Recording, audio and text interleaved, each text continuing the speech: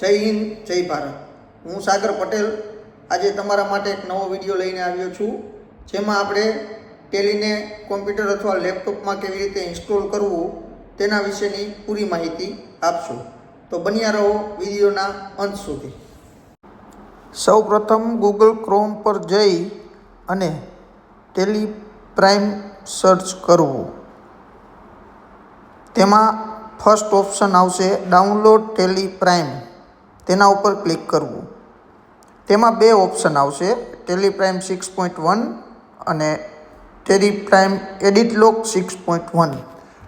આપણે Tally prime 6.1 download કરવાનું છે, કેમ કે આપણે ટેલી 6.1નો જ ઉપયોગ કરીએ છીએ બધી જગ્યાએ।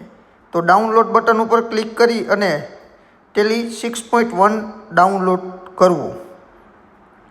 ડાઉનલોડ થઈ રહ્યું છે, સેટઅપ ડાઉનલોડ થઈ ગયું છે। તો સેટઅપને શો ફોલ્ડરમાં જઈને ઓપન કરવાનું છે।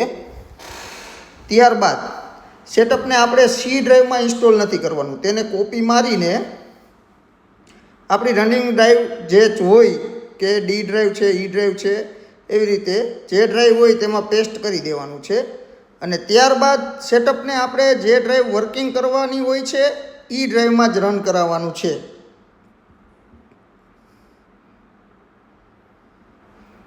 સેટઅપ હું રન કરાવી રહ્યો છું।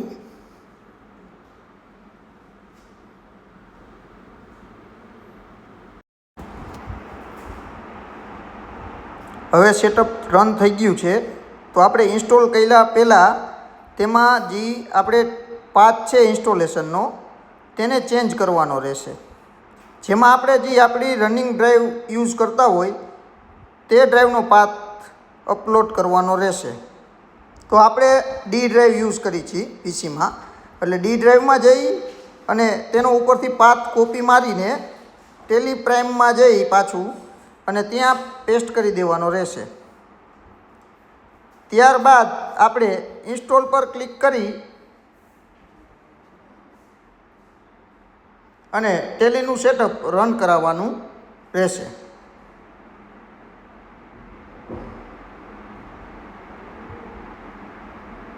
સેટઅપ રન થઈ રહ્યું છે। સેટઅપ રન થઈ ગયા પછી આપણે ડેટા માટેનું આવશે, જેમાં સ્ટાર્ટ ટેલી પ્રાઇમ આપશો એટલે આપણો ડેટા હોય તે ડેટા વિશે પૂછશે કે ભાઈ તમારે ડેટાનું સ્ટોરેજ કઈ જગ્યાએ કરવું છે। તો તે પણ આપણે આપણી ડી ડ્રાઈવમાં કરવાનું રહેશે। ટેલી ચાલુ થઈ રહ્યું છે। આ ફાયરવોલ છે, વિન્ડોઝ ફાયરવોલ છે, જેને આપણે એક્સેપ્ટ આપવાનું રહેશે। હવે જો ડેટાનો પાથ આવ્યો છે તો ડેટાના પાથમાં પણ કન્ફિગરમાં જઈ અને આપણે પાથ ચેન્જ કરવાનો રહેશે।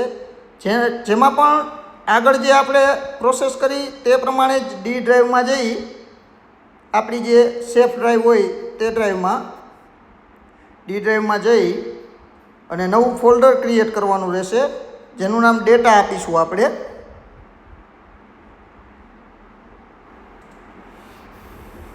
ત્યારબાદ તે ફોલ્ડર ખોલીને ઉપરથી તે ફોલ્ડરનો પાથ કોપી મારીને આપણે ટેલીમાં જઈ અને પેસ્ટ કરવાનો રહેશે અને પછી એક્સેપ્ટ આપવાનું રહેશે, જેથી આપણો ડેટા પણ ડી ડ્રાઈવની અંદર સેફ સ્ટોરેજ થઈ શકે। ત્યારબાદ આપણે એક્સેપ્ટ આપીને ટેલી ચાલુ કરીશું, જેમાં આપણે અલગ અલગ લાઇસન્સ આવે છે, પણ આપણે અત્યારે એજ્યુકેશન મોડમાં જ ટેલી ચાલુ કરીશું। હવે એજ્યુકેશન મોડમાં ટેલી ચાલુ થઈ ગયું છે।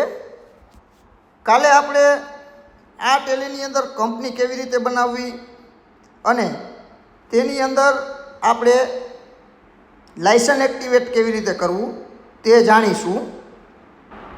તો કાલે ફરી મળીશું નવા વિડીયો સાથે। ત્યાં સુધી મારી ચેનલને લાઈક કરો, શેર કરો અને સબસ્ક્રાઈબ કરો। જય હિન્દ, જય ભારત।